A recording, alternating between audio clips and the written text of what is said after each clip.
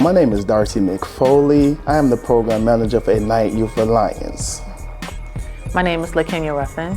I'm the lead outreach worker. Lance Johnson. I work with Ignite Youth Alliance for Cayuga Centers.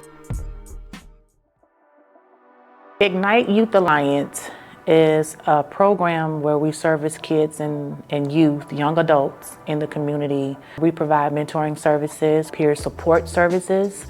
We let them know that they have a supporting adult that they can lean on, that they can call, they can talk, they can text. We're very big on promoting job fairs, assistance with lights or rent, education.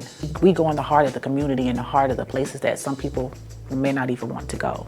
And we make sure that we pour back into the community that we serve. We help the young men and women in the community to be successful.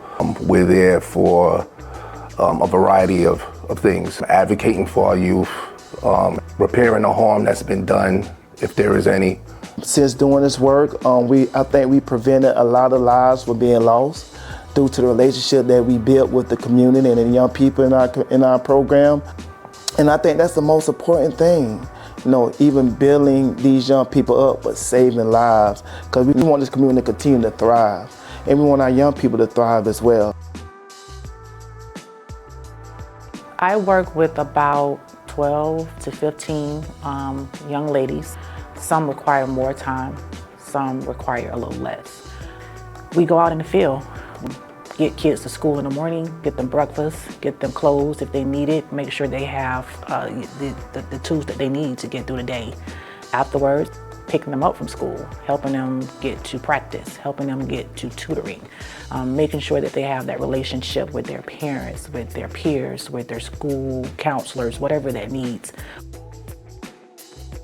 These kids come with a lot of baggage, and it affects them. And it doesn't matter if you're 9 or if you're 19. If you don't talk about it, what's going on, it's gonna be there. And eventually it's gonna come out. You just have to get the kid to understand and to open up and to let them know the purpose is to make things better. The best way to build a relationship with young people is pro-social activities. And that's taking a young person out of their ordinary environment. And doing that, you're able to have conversations and building relationships. And once we start building that relationship and that bond, now we're directing our services on their goals. We just don't go see the kids just to hang out to have fun. We want to see some measurable outcomes as well. We want those kids to be accountable for the goals that they created, not the goals we created. These are goals that the youth created. And so once the youth start making some stride to those goals, we want to reward them, not just for a big goal, but for all the small increments leading up to the bigger goal. And so taking those kids out there to the ocean, doing kayaking, salty water sports where they have jet skis, and those kids never did that. Now they experience those things in their own backyard in our community, and that helped build relationship. That help build rapport, and that drive them to do better to reach their goals. Being a person that is certified as a peer, we know where you're coming from. We know where you've been. We know the struggles. And we can definitely have those type of relationships and conversations. Having that lived experience when you connect with these young people and the families, and you tell them your story, because first you go knock on the door, they look at you, they're like, okay. But then when you really sit down and you talk and you have conversation and you really can relate to how some of these young people are feeling, because you've been through that as well.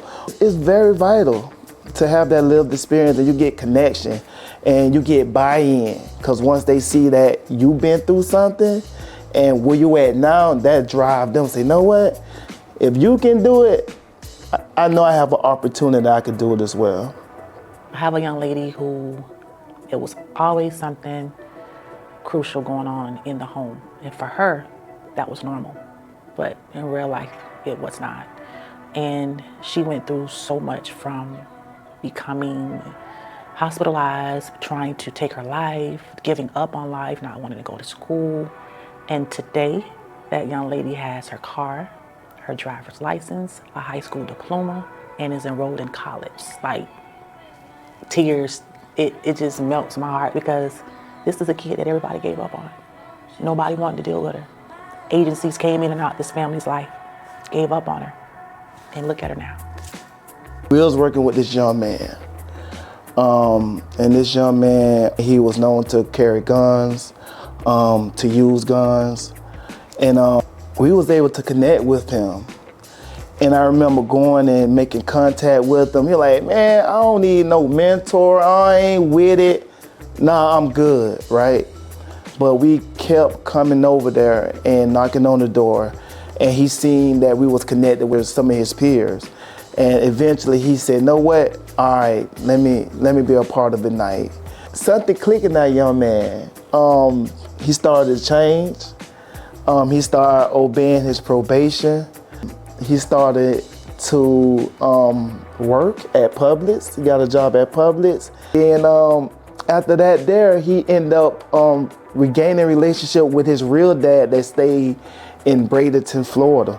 He built a relationship and he works for his dad. Now he's like, have several crews up under his dad doing lawn service in Bradenton.